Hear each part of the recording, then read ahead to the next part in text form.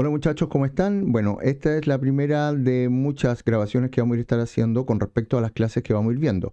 En la medida que existe algún contenido que sea un poco complejo, lo vamos a tratar de traducir a un video para que usted lo esté viendo constantemente y esté repasando la clase constantemente, ¿ok?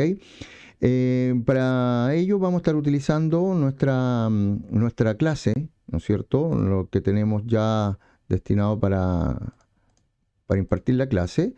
Eh, No vamos a dar detalle en contenido y objetivo porque vamos a ir, la idea es que podamos avanzar lo más rápido posible, que sean cápsulas cortitas con respecto a todos los sistemas que vamos a ir viendo.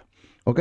Así que si empezamos, el aparato locomotor está compuesto por huesos, articulaciones y músculos. El aparato locomotor es lo que nos permite el movimiento. Ya sabemos que el sistema óseo nos da la forma al cuerpo, nos da soporte, ya es reservorio de sales, permite la protección de órganos vitales, como vemos aquí el corazón, ya. El dar la forma y soporte lo podemos encontrar en esta imagen que claramente nos da una forma diferente dependiendo de la estructura ósea. Las articulaciones y los músculos deben estar asociados y en funcionamiento y deben funcionar bien. ¿Por qué? Porque si no vamos optando a distintas posturas que pueden ser aberrantes y que a la larga pueden llegar a generar lesiones. El aparato locomotor, los huesos, articulaciones y músculos tienen que estar relacionados entre sí de forma directa. ¿Ok? Permite la inserción de músculos, ya que los músculos se insertan al hueso a través de un tendón, ¿ya? Y favorece la movilidad del cuerpo. Sabemos que si el músculo está débil, el cuerpo no se va a mover con energía o no se va a mover directamente, ¿ya?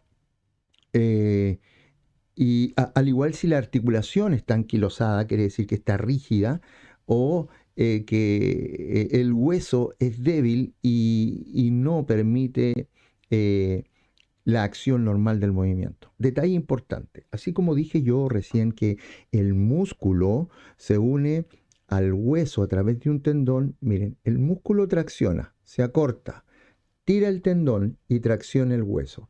Y celularmente lo que hace esta tensión del tendón en el hueso va a hacer que se genere y se activen las células del hueso. Esto a su vez va a hacer que este hueso adquiera mayor firmeza, rigidez, ¿ya? Entonces, el movimiento nos va a permitir que la articulación esté hidratada, entre comillas, hidratada o lubricada, ¿ya? Y esto va a hacer que el músculo y el hueso a su vez genere esta rigidez. Entonces, el movimiento es muy, muy bueno para el aparato locomotor. ¿Ok? Y por lo mismo, si tenemos un paciente que está rigidizado, o sea, que está en cama y que no está en cama o postrado, que son dos condiciones distintas, em, se deteriora el músculo, se deteriora la articulación y por ende se va a deteriorar el hueso. Y funcionalmente perdemos calidad. ¿Ok?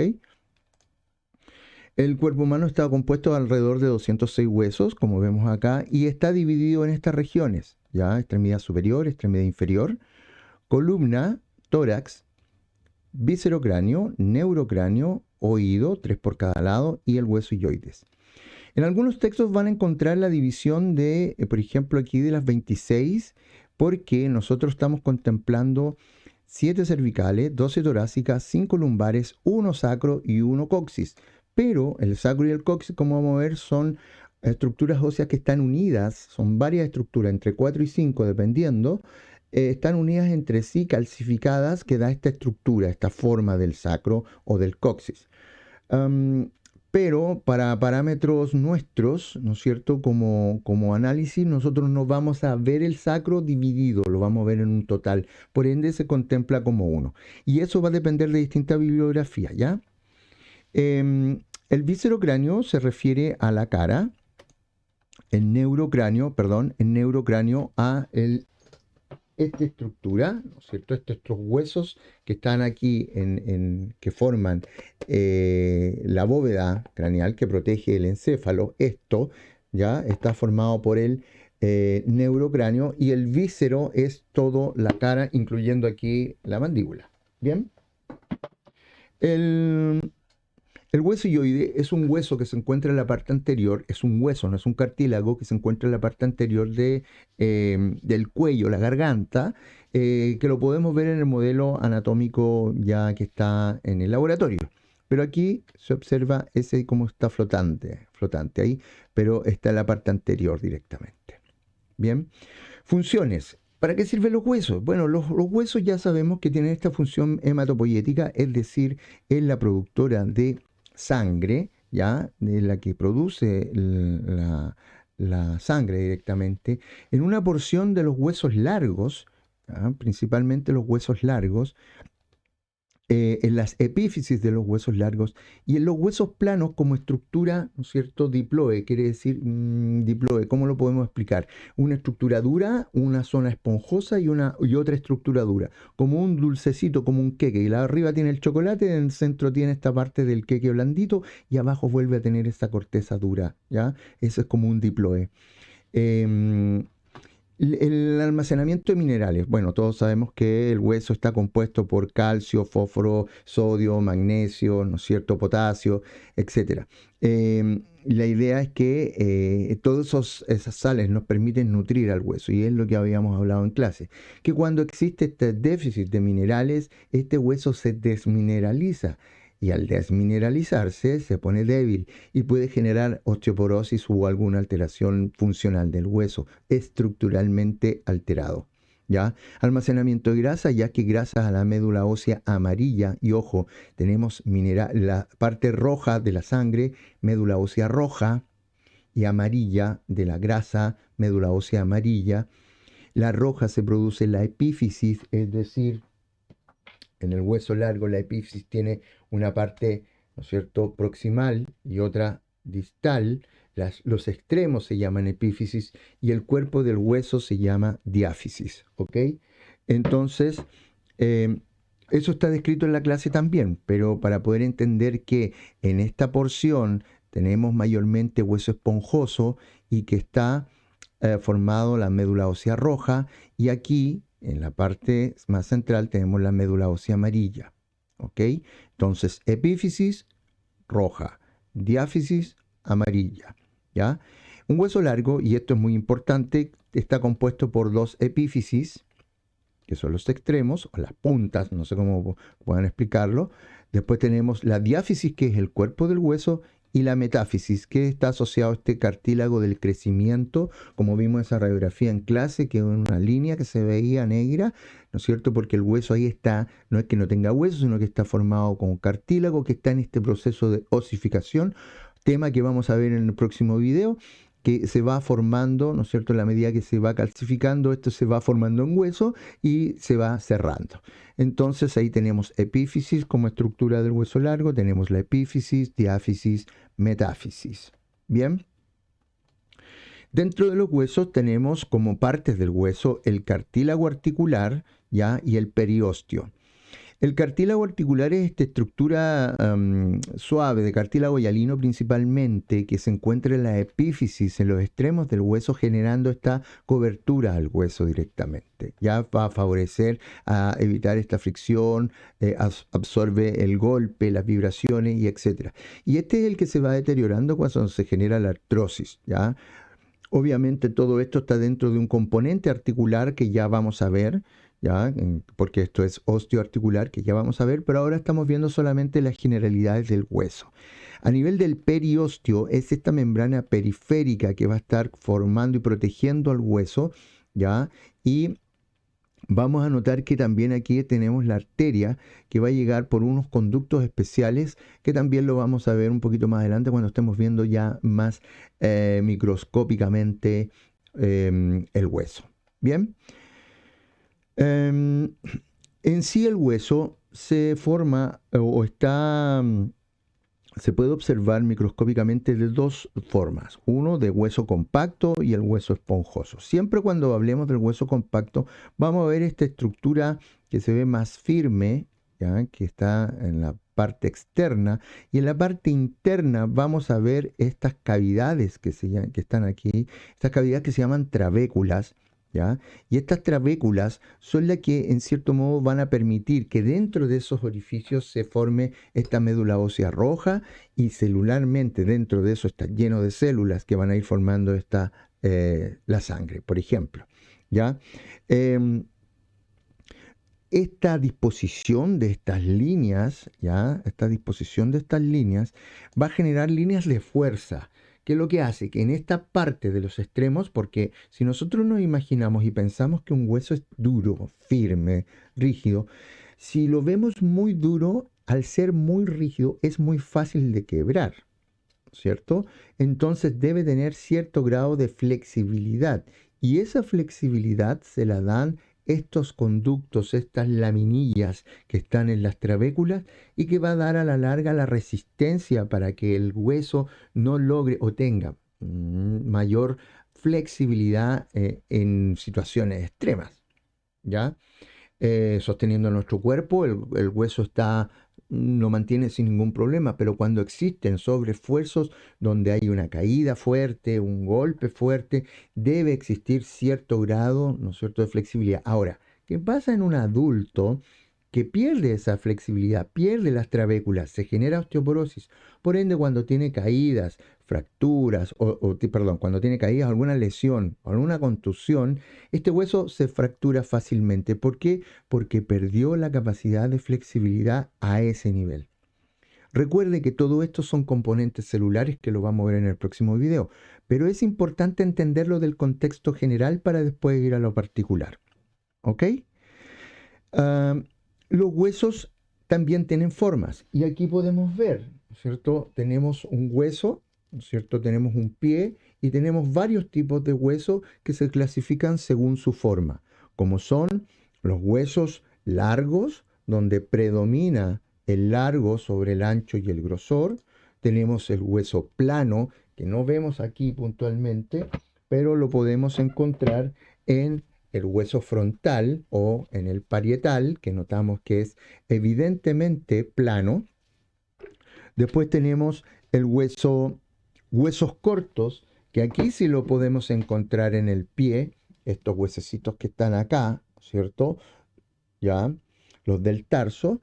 También tenemos los huesos mixtos e irregulares, como por ejemplo en el pie el calcáneo, que es un hueso que tiene una forma bastante rara, ¿no es cierto? Compleja.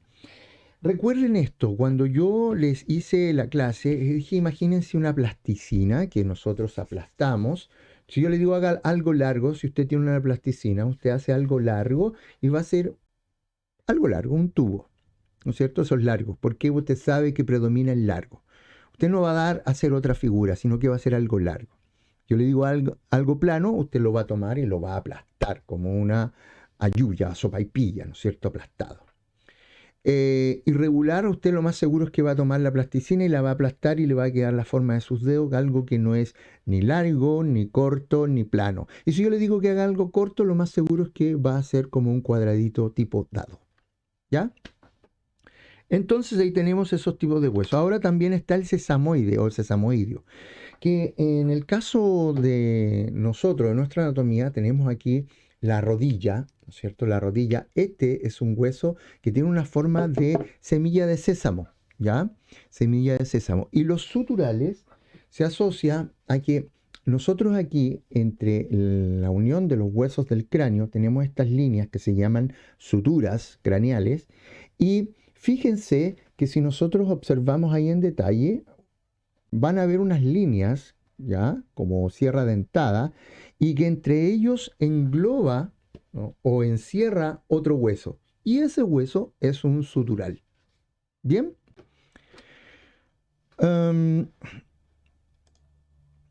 Tenemos huesos neumáticos. ¿Y a qué se denominan huesos neumáticos? Principalmente se denominan a huesos que van a presentar, en este caso en la cara, van a presentar ciertas cavidades que contienen aire, ¿ya? Ojo, esas cavidades contienen aire, pero con alguna patología o algo se pueden llenar o de líquido o de secreciones.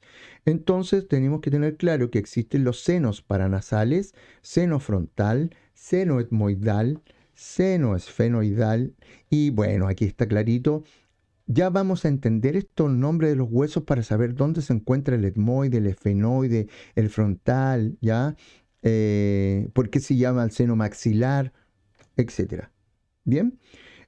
Pero lo que debemos entender a esta altura es que existen huesos que tienen ciertas cavidades, ¿ya? Internas dentro de su pared. Imaginémonos una pared que quedó mal puesto el cemento y quedó un aire, ¿ya? Como una burbuja de aire. Pero en el caso del hueso, ese está formado porque genera este neumático, que genera esta cierta adaptación a temperaturas, humedad, etcétera, como son los senos frontales y paranasales. Si se llenan de secreción, la patología, ¿no es cierto? Está la sinusitis, porque es sinusitis, itis, inflamación de los senos, ¿ya? De los senos frontal o paranasal. Bien, frontal porque está asociado al frontal, paranasal porque está paralelo a la nariz, ya, etmoides, que es el huesito que está aquí, y esfenoides. Entonces, estructuralmente no es difícil reconocerlos, pero sí saber que están ahí. ¿Ok? Aquí lo podemos observar, ¿cierto? Ese es el frontal. Aquí tenemos el paranasal. Bien. Etmoides y esfenoides. Ya, ahí también se ve. Son cavidades. Bien. Entonces, a grosso modo, una de las cosas que primero tenemos que hacer es reconocer, ¿ya? Reconocer los huesos.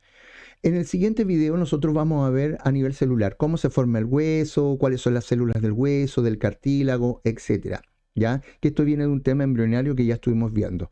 Después vamos a ver la relación de la articulación, cómo se forma una articulación y cuáles son los tipos de articulaciones. Así que nos quedan por lo menos 2 videos para poder complementar esto. Pero básicamente el trabajo que usted tiene que hacer es tomar este listado y ver laminarios, ¿no es cierto?, para poder reconocer cuáles son los huesos. Y lo vamos a ver de la siguiente forma. El esqueleto se relaciona a esqueleto axial y esqueleto apendicular, ¿ok? El esqueleto axial corresponde a cabeza, cuello y tronco. Es decir, cabeza, cuello, ¿no es cierto? Y tronco, asociado a cabeza, vértebra completa hasta el sacro, coxis y tronco, ¿ya? La cabeza está con los huesos del cráneo, el oído medio, donde tenemos 3, el martillo, el yunque, el estribo. Ahí nos dice que son 2 martillos, 2 yunque y 2 estribos, lógico, uno por cada lado. El neurocráneo, que corresponde al hueso frontal, ¿ya? Vamos a ver aquí el hueso frontal. Disculpen, voy a armar esto. Hueso frontal, ¿no es cierto?, que está aquí. Después tenemos el hueso etmoides, que está aquí adentro, que ya lo vamos a mostrar cuando veamos el laboratorio. Les voy a mostrar un huesito chiquitito. Esfenoide, que es este largo que se encuentra aquí con forma de mariposa, ¿ya? Occipital, que se encuentra en la parte posterior, occipital. Después tenemos temporal, que está al lado, ¿no es cierto? Donde yo le dije que estaba el oído, ¿se acuerdan? Y el parietal. Entonces, si observamos esta lista, podemos reconocer claramente que tenemos frontal, un hueso, etmoides, un hueso, esfenoide, un hueso, occipital, un hueso, temporal, 2 huesos, parietal, 2 huesos. Generalmente se pregunta, nómbreme un hueso par, nómbreme un hueso impar del neurocráneo. Entonces no hay muchas opciones, pero tenemos que saber cuáles son pares y cuáles son impares, ¿ya? Y eso nos permite contabilizar para saber cuántos son. ¿Perfecto? Entonces sabemos que son 8. En el viscerocráneo tenemos, aquí la diferencia que existe con el viscerocráneo es que hay huesos que son más profundos, ¿ya? El nasal, ojo, el nasal son estos huesitos que están acá, ¿ya? No es la nariz, es el hueso donde calza el lente ahí, el nasal. El vómer corresponde a un hueso en punta de flecha, que en el modelo de colores es morado y que debiese estar en esta parte, pero por dentro. El maxilar, ya, esta parte de arriba. Mandíbula, la parte de abajo, ¿no es cierto? La mandíbula. Los cornetes o conchas nasales, que son cavidades que se encuentran aquí adentro de la cavidad nasal puntualmente. El palatino, y no confundir, el palatino es el que está hacia aquí a posterior. y el lagrimal que se encuentra aquí. Entonces con eso podemos entender que tenemos nasal 2, cigomático 2, vómer 1, maxilar 2, mandíbula 1, concha nasal 2 por cada lado, ¿no es cierto? Son, o sea, por cada lado 1 y 1. Pero estas conchas nasales después las vamos a ver que tienen una conformación de 3, ¿ya? Pero quedémonos con 2, derecho-izquierdo, palatino, derecho-izquierdo y lagrimal 2, ¿ya? Eso es cabeza. Después, ojo, la cabeza, lo que yo necesito que ustedes aprendan son como los conceptos generales, nombres, y después los vamos a ubicar.